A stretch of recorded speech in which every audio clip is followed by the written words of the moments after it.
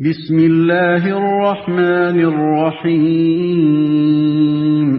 اللہ کے نام سے جو رحمان اور رحیم ہے۔ والمطلقات يتربصن بأنفسهن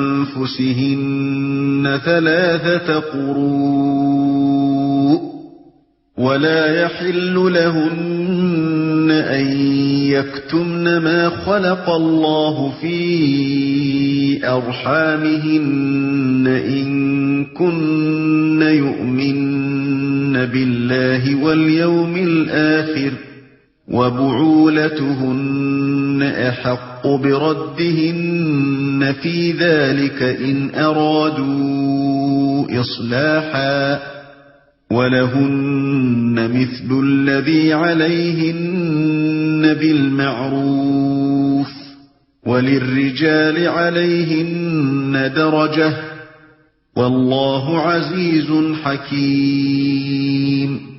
جن عورتوں کو طلاق دی گئی ہو وہ 3 مرتبہ ایام ماہواری آنے تک اپنے آپ کو روکے رکھیں، اور ان کے لیے یہ جائز نہیں ہے کہ اللہ نے ان کے رحم میں جو کچھ خلق فرمایا ہو اسے چھپائیں۔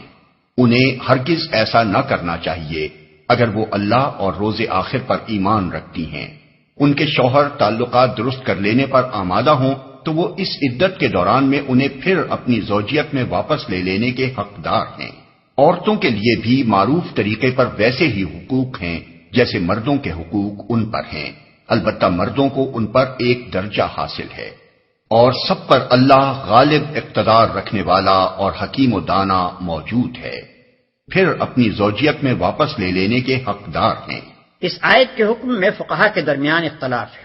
ایک جماعت کے نزدیک جب تک عورت تیسرے حیض سے فارغ ہو کر نہا نہ لے اس وقت تک طلاق بائن نہ ہوگی اور شوہر کو رجوع کا حق باقی رہے گا۔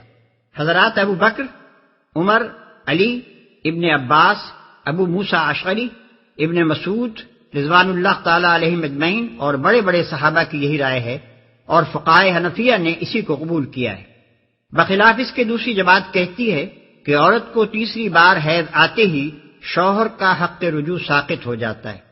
یہ رائے حضرت عائشہ رضی اللہ عنہا، ابن عمر رضی اللہ عنہ اور زید ابن ثابت رضی اللہ عنہ کی ہے، اور فقہائے شافعیہ و مالکیہ نے اسی کو اختیار کیا ہے، مگر واضح رہے کہ یہ حکم صرف اس صورت سے متعلق ہے جس میں شوہر نے عورت کو 1 یا 2 طلاقیں دی ہوں۔